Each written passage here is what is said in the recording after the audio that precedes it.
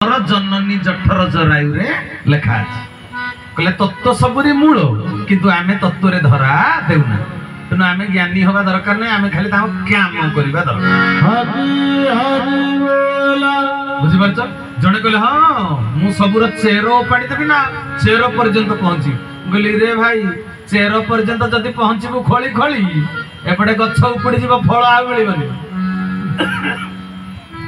आ तू सबुर मूल चेर को जदी भेद करिया पई चाहू खोली खोली चेर पाखरे पहुंचू चेर पाखरे पहुंचले कोन हबो जानिजो ठाकुर कहिबले कणिकारे कहि देले कहले सांख्यवादी मानक भितरे भक्ति थाए तत्व दर्शन भी थाए दीटा जाक जदी रहिला लाभ अछि नले केवल ज्ञान तत्व दर्शन कले अहंकारी मनीष होई जाय तत्व को भेद करे एपटे भक्ति रो फलटी पाए नाही हरि हरि बोला तेन सजन माझी भाई कहबे आमे ज्ञानी होबा को इच्छा करिबा ना सरल होबा को इच्छा करिबा भज भज रे मनुआ जदु नंदन भज भारी ले पाइबो परमात्मा भज भज रे मनुआ जदु नंदन भज भारी ले पाइबो परमात्मा बोल सच्चिदानंद भगवान तेरे सजन वृंद केवल आमे चिंता करिबा ठाकुरे दुनिया रो कोनोसी जिनिस को मोर आउ जानिबा दरकार नाही मु केवल आपन को जानिबा को इच्छा कर मु केवल आपन को जानि मोर आउ किछि जानिबा दरकार ना मु हलिया थिबी तोर कर्म करू थिबी तू मते जहा दबु सेतिकिरे मु संतुष्ट होथिबी केते कोन पाइला गला आसिला मोर जाय आसे ना आकाश छिंडी गले केते सागर सुखी गले केते लोक कहते आसंता दिन मानकर प्रलय हम तो निश्चय ठाकुर चरम रे कहते तमे माने समस्त प्रलय रो द्वार देश रे छिडा हेछ दंडाय मान प्रलय आसियो किंतु मोर किछि जाय आसे नाही रे बाबा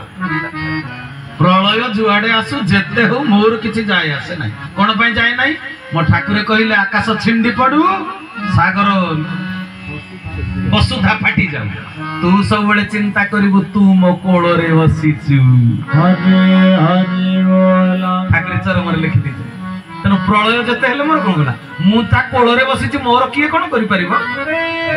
तबे का कथा हैला आमी केवल तांको आज्ञा को पालन करिबा दरकार मु जते बेले गुरु धर्म रक्षा करिबे मते गुरु धर्म रक्षा करिबो तेणु एतिकी हेला हम काम तेबे आज आलोच्य विषय वस्तु कोन थिला धीरे धीरे समय सरी आसुची जे आज आलोच्य विषय वस्तु कोन हैला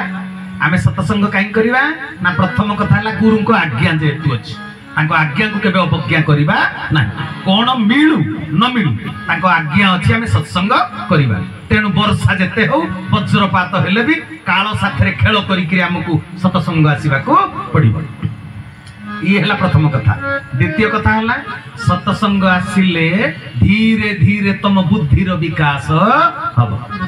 प्रज्ञा शक्ति बढ़िबो सेरा कहि चली देइछिया तेस होइछिया के सत्संग बसिले बढ़िबो प्रज्ञा आ किछि लोक कहउचंदी हमर तो कामना पूर्ण हलानी मु काहे कि सत्संग जी सत्संग आस मो ठाकुर कहले पर्याय क्रमे मु तोर समस्त अळी पूर्ण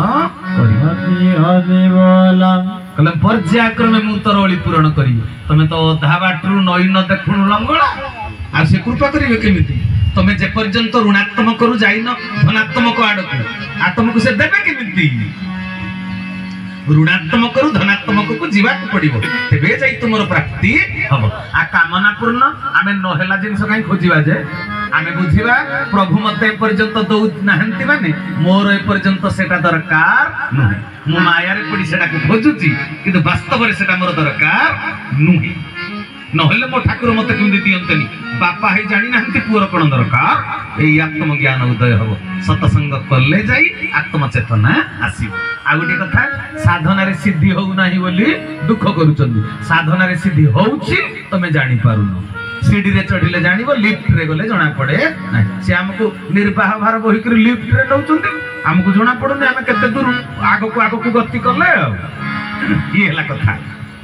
आ गोटे कथा सत्संग रे बसिले जे सत्संग रे बसिले आमे जण को ध्यान करंती मठ मंदिर गले भगवान को दर्शन करंती लोक माने भगवान कर काठ मूर्ति चित्र प्रतिमा भगवान कर पितल मूर्ति सुना मूर्ति सत्संग रे आसिले कहले सत्संग अवश्य निश्चल ध्यान तेबे निश्चल ध्यान काहाको ध्यान करिवो ध्यान मूल गुरु मूर्ति ध्यान मूल गुरु मूर्ति एक कथा लिखा है स्कंद पुराण रे शिव पार्वती संवाद श्री गुरु गीता स्कंद पुराण उत्तरखंड रे ध्यान मूल गुरु मूर्ति गुरु को मूर्ति के ध्यान करिवो आउ किछि लोक तो कहजंती भगवान को मूर्ति के ध्यान करिवो दीटा जाकर कोडा ध्यान करिया उचित तम समय के देखि दियो अच्छा ठीक है भगवान को मूर्ति की ध्यान करिवो ना गुरु मूर्ति की ध्यान करिवो ओहो आ शास्त्र लिखा है ध्यान मूलम गुरु मूर्ति ध्यान करिवो गुरु को मूर्ति को काहे की सेति पई ए पर्यंत कंट्राडिक्शन द्वंद्वपूर्ण बहुत लोक भगवान को ध्यान करिवो ना गुरु को ध्यान करिवो अच्छा गोटे कथा कहूची सत्संग रे